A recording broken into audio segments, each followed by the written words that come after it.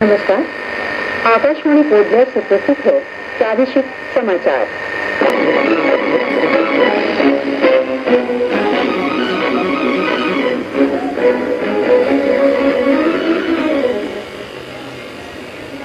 दक्षिण अंडमान जिला उपायुक्त रितेश कुमार ठाकुर ने दक्षिण अंडमान के गांव का दौरा कर आम लोगों की समस्याएं सुनी। प्रशासन के शिक्षा विभाग ने अंशकालिक शिक्षकों और अन्य कर्मियों की सेवाएं बहाल किए जाने को और राज्यपाल से स्वीकृति मिलने पर संबंधित शिक्षकों ने आभार व्यक्त किया है। स्वामी चिन्मयानंद के महासमाधि दिवस पर कल पोर्टब्लेयर के चिन्मय मिशन में विशेष कार्यक्रम आयोजित हुआ। अंडमान निकोबार प्रशासन द्वीप समूह में उद्यमों को प्रोत्साहन के लिए पूर्व निवेश रियायत योजना लागू कर रहा है और DRC विमलीगंज के तहत स्नातक और प्राथमिक स्कूल शिक्षकों के लिए 5 दिवसीय सेवाकालीन प्रशिक्षण कार्यक्रम कल आरंभ हो गया।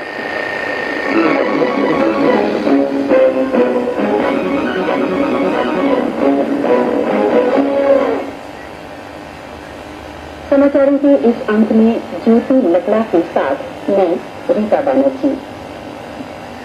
दक्षिण अंडमान जिला उपायुक्त रितेश कुमार ठाकुर ने पिछले शुक्रवार को राजस्व अधिकारियों के साथ मंगलपान गांव में इंदिरा नगर क्षेत्र का दौरा किया और पंचायती राज संस्थाओं के सदस्यों तथा आम जनता से मुलाकात की।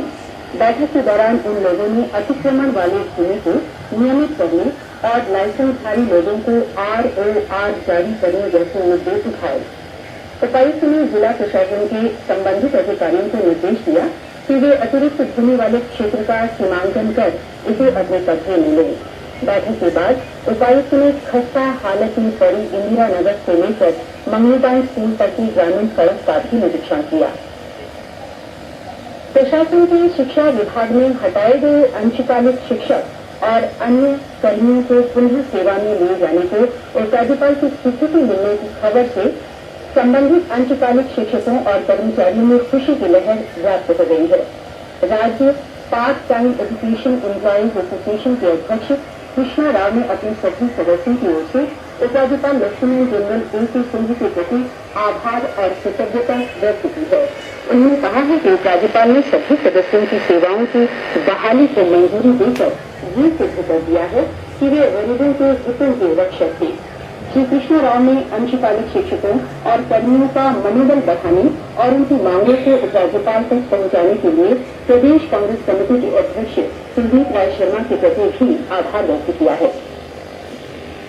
10वीं कक्षा स्तर तक पढ़ने वाले छात्रों के लिए राज्य स्तरीय प्रतिभा खोज परीक्षा और 8वीं कक्षा स्तर तक पढ़ने वाले छात्रों के लिए राज्य स्तरीय राष्ट्रीय वरीयता छात्रवृत्ति परीक्षा इस वर्ष 16 नवंबर को ली जाएगी। इस संबंध में सभी स्कूलों के प्रमुखों और अंचल अधिकारियों से कहा गया है कि वे आवेदन फॉर्म की प्रति राज्य शिक्षा संस्थान से प्राप्त करने के अलावा NCERT की वेबसाइट से डाउनलोड कर सकते हैं।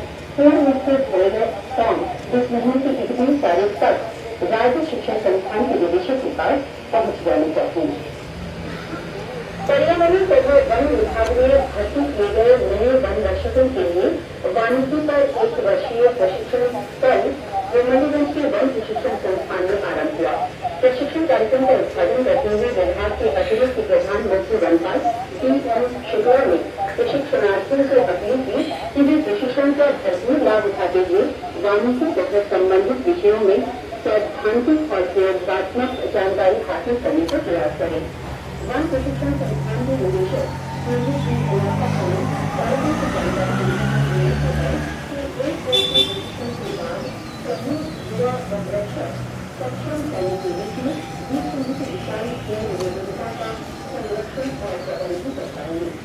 1 वर्षीय प्रशिक्षण के दौरान विभाग के 24 वन रक्षकों को प्रशिक्षण दिया जाएगा। मिशन पोर्टब्लेयर में कल स्वामी चिन्मयानंद जी के महासमाधि दिवस पर विशेष कार्यक्रम आयोजित हुआ।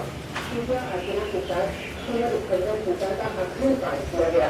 इस अवसर पर चिन्मय मिशन के आचार्य स्वामी शुभानंद सरस्वती ने श्रद्धालुओं को संबोधित करते हुए स्वामी चिन्मयानंद जी के कार्यों और योगदान की चर्चा की।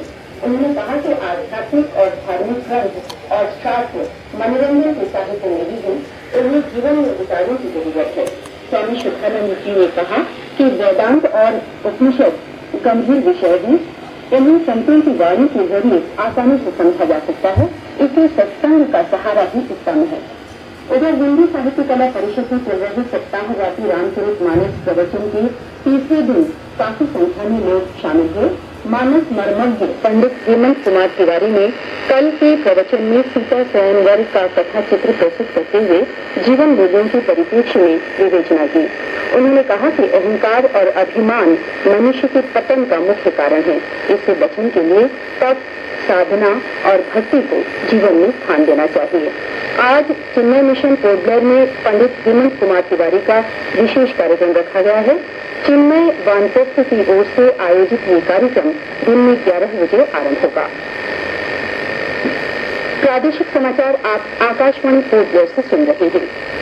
समाचारों में आगे प्रमुख है उद्यमों के लिए रियायत, सर्व शिक्षा, वाम लोकतांत्रिक मोर्चे का प्रतिनिधि मंडल और केले की खेती।